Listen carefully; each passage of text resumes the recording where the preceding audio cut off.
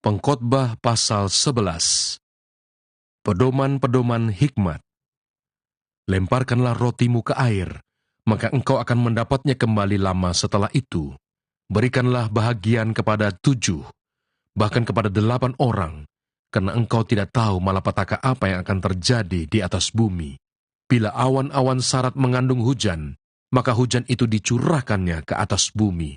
Dan bila pohon tumbang ke selatan atau ke utara, di tempat pohon itu jatuh, di situ ia tinggal terletak. Siapa senantiasa memperhatikan angin, tidak akan menabur. Dan siapa senantiasa melihat awan, tidak akan menuai. Sebagaimana engkau tidak mengetahui jalan angin dan tulang-tulang dalam rahim seorang perempuan yang mengandung, demikian juga engkau tidak mengetahui pekerjaan Allah yang melakukan segala sesuatu. Taburkanlah benihmu pagi-pagi hari, dan janganlah memberi istirahat kepada tanganmu pada petang hari, karena engkau tidak mengetahui apakah ini atau itu yang akan berhasil, atau kedua-duanya sama baik.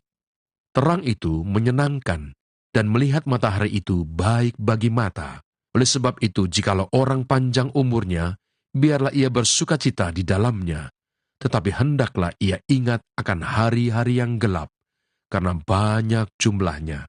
Segala sesuatu yang datang adalah kesia-siaan. Nasihat bagi pemuda-pemudi. Bersukarialah, hai pemuda, dalam kemudaanmu.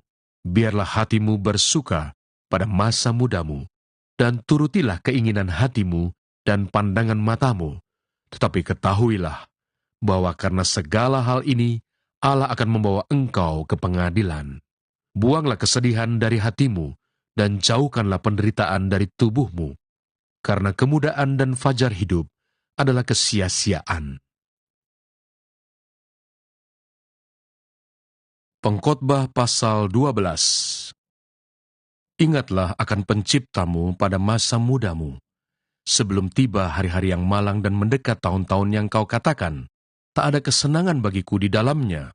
Sebelum matahari dan terang, bulan dan bintang-bintang menjadi gelap, dan awan-awan datang kembali sesudah hujan.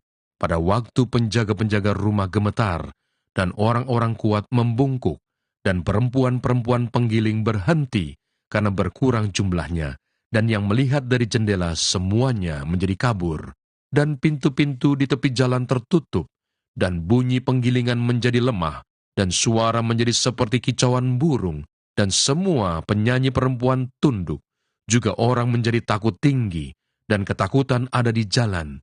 Pohon badam berbunga, belalang menyeret dirinya dengan susah payah, dan nafsu makan tak dapat dibangkitkan lagi, karena manusia pergi ke rumahnya yang kekal, dan peratap-peratap berkeliaran di jalan, sebelum rantai perak diputuskan, dan pelita emas dipecahkan, sebelum tempayan dihancurkan dekat mata air, dan roda timba dirusakkan di atas sumur, dan debu kembali menjadi tanah seperti semula, dan roh kembali kepada Allah yang mengaruniakannya.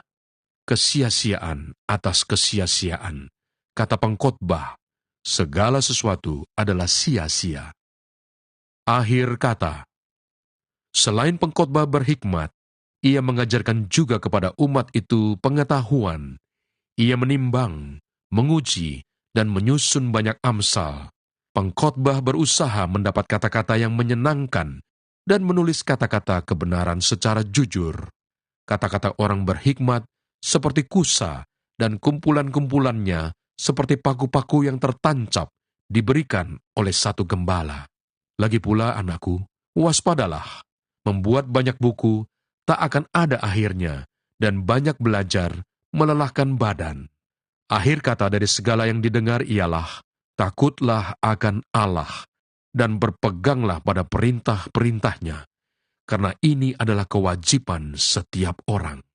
Karena Allah akan membawa setiap perbuatan ke pengadilan yang berlaku atas segala sesuatu yang tersembunyi, entah itu baik, entah itu jahat.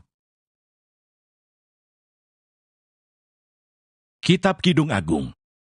Kidung Agung pasal 1. Kidung Agung dari Salomo. Mempelai perempuan dan puteri-puteri Yerusalem. Kiranya ia mencium aku dengan kecupan, karena cintamu lebih nikmat daripada anggur. harum bau minyakmu, bagaikan minyak yang tercurah namamu. Oleh sebab itu, gadis-gadis cinta kepadamu. Tariklah aku di belakangmu, marilah kita cepat-cepat pergi. Sang Raja telah membawa aku ke dalam maligai-maligainya. Kami akan bersorak-sorai dan bergembira karena engkau.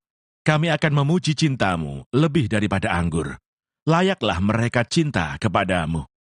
Memang hitam aku, tetapi cantik. Hai putri-putri Yerusalem, seperti kemah orang Kedar, seperti tirai-tirai orang Salma. Janganlah kamu perhatikan bahwa aku hitam, karena terik matahari membakar aku. Putra-putra ibuku marah kepadaku. Aku dijadikan mereka penjaga kebun-kebun anggur. Kebun anggurku sendiri tak kujaga. Ceritakanlah kepadaku, jantung hatiku, di manakah Kanda menggembalakan domba? Di manakah Kanda membiarkan domba-domba berbaring pada petang hari? Karena mengapa aku akan jadi serupa pengembara, dekat kawanan-kawanan domba teman-temanmu? Jika engkau tak tahu, hai jelita di antara wanita, ikutilah jejak-jejak domba, dan gembalakanlah anak-anak kambingmu dekat perkemahan para gembala. Mempelai laki-laki dan mempelai perempuan puji-memuji.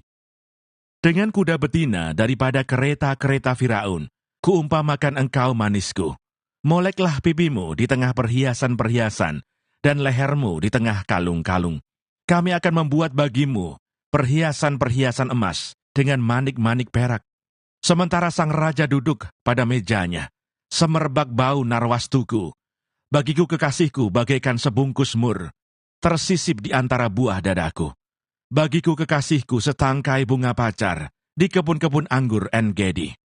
Lihatlah, cantik engkau, manisku. Sungguh cantik engkau, bagaikan merpati matamu. Lihatlah, tampan engkau, kekasihku.